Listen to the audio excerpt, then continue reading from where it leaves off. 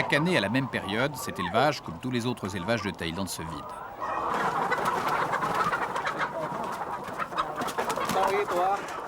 Il en faut encore 900. Les fêtes approchent, les fêtes du Nouvel An chinois que suivent bon nombre de Thaïlandais, en plus bien sûr des nombreux Chinois qui sont établis ici. Selon la tradition, et pour honorer Dieu, pendant ces fêtes, on mange de la volaille. Beaucoup de volaille.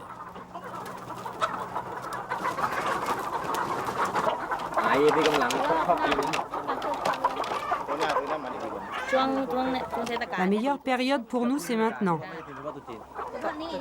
C'est fin janvier.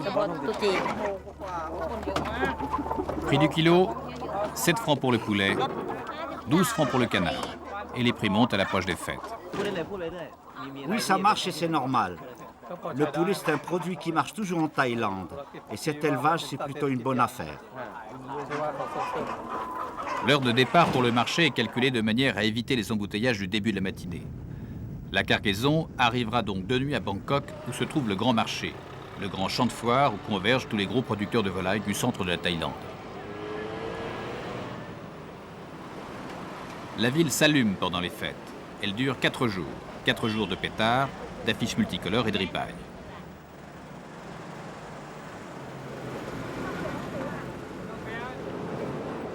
À 3 heures du matin, lorsqu'arrive la camionnette remplie de poulets, les marchés sont pleins.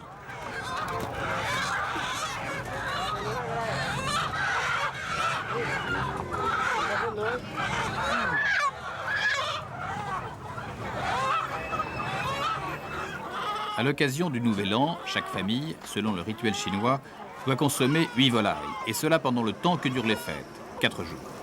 Des millions de poulets et de canards arrivent donc ici pendant cette courte période. Ils arrivent tous vivants, puisque les Asiatiques répugnent à consommer des viandes congelées ou même réfrigérées.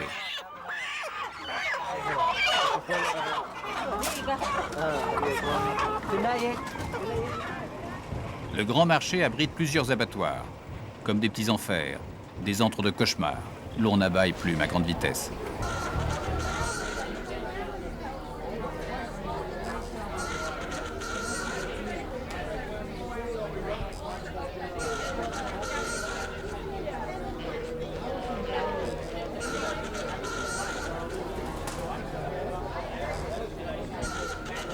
Sur les 10 millions d'habitants de Bangkok, on estime que près de 500 000 familles respectent cette tradition.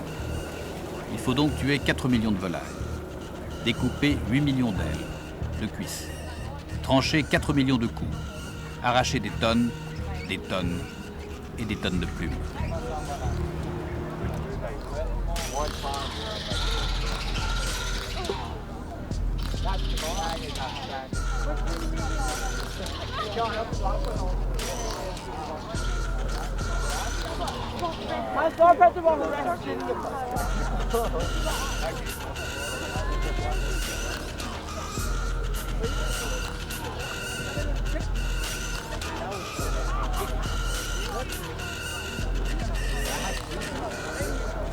Au bout de la nuit, la majorité des volailles sera présentée et vendue en tout petits morceaux, comme le veulent les goûts et les habitudes de la clientèle.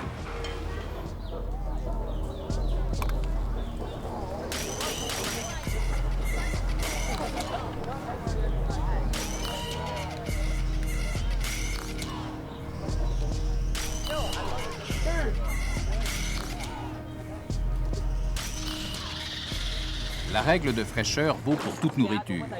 Les bœufs et les cochons sont tués eux aussi, quelques minutes avant leur revente. Quant au poisson, il arrive vivant.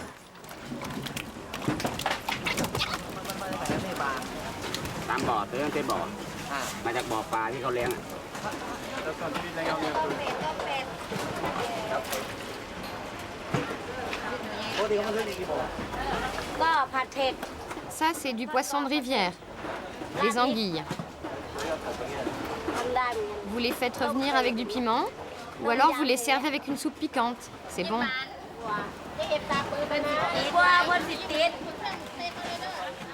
Et les grenouilles? Elles viennent de toutes les provinces. On les mange en curry ou sautées à l'ail. C'est délicieux. Et la nuit passe. Quelques coqs ont la chance d'un sursis, s'ils savent se battre.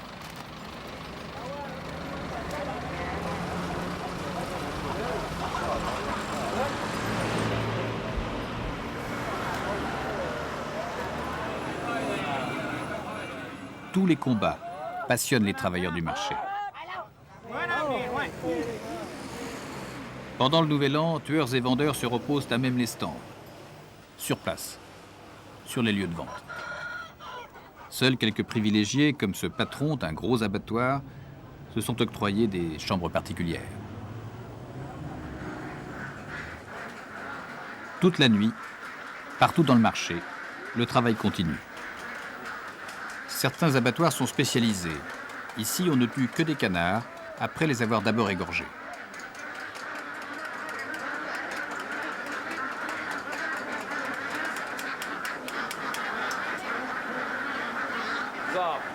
Les gens qui travaillent ici sur les canards ont le droit de prélever du sang qu'ils revendent après pour eux-mêmes.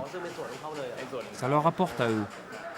C'est pas comme les autres employés qui sont payés à la journée. Le sang est utilisé pour faire une sorte de boudin qui est consommé dans des soupes.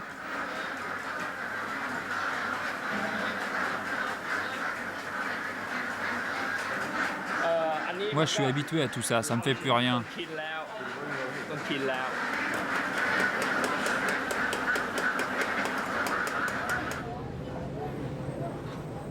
Au matin, le patron du gros abattoir reprend le travail.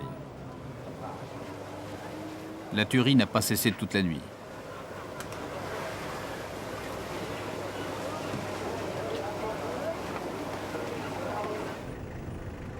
Ceux des éleveurs qui n'ont pu arriver avant le petit jour doivent se battre contre les embouteillages pour accéder au marché et ne pas manquer la meilleure vente de l'année. Car pendant les fêtes, la clientèle particulière pénètre sur le champ de foire pour acheter directement.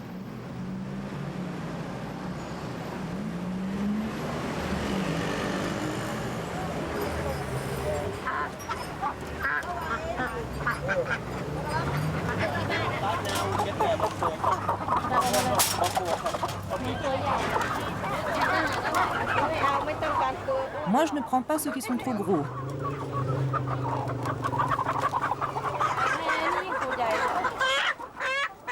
Ça, c'est des gros.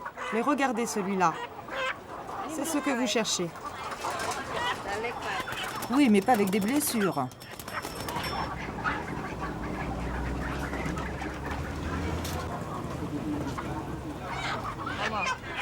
Il m'en faut 5 ou 6. Vous les faites tuer? Oui, je vais à l'abattoir, là.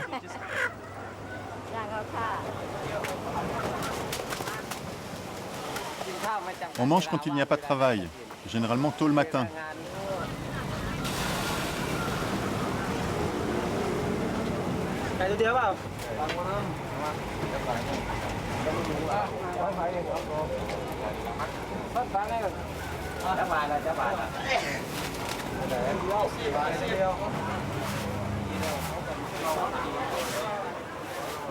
On n'a pas le temps de se reposer. On dort debout, on mange debout, parce que pendant cette période, les clients sont toujours pressés. Ils veulent tous être servis les premiers, alors je fais comme d'habitude, à mon rythme.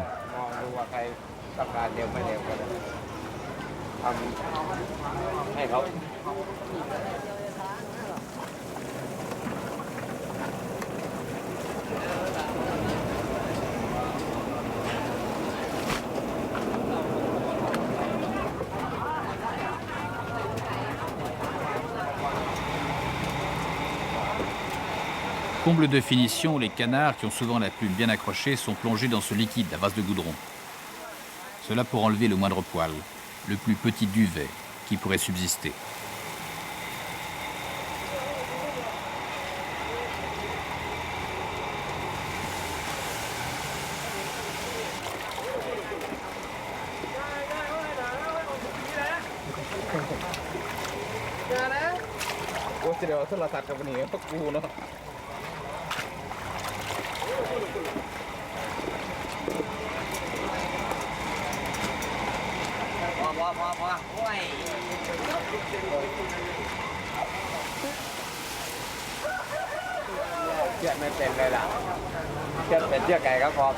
Avant, je ne savais pas bien égorger. Je coupais carrément la tête.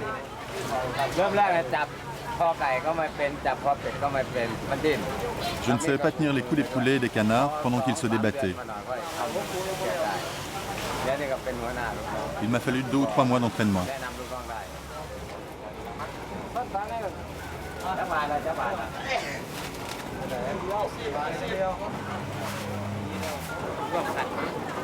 Maintenant, à moi tout seul, le premier jour de la fête, j'en tue bien 1 millier. C'est moi le chef. C'est moi qui donne des conseils. La volaille fera partie de la fête.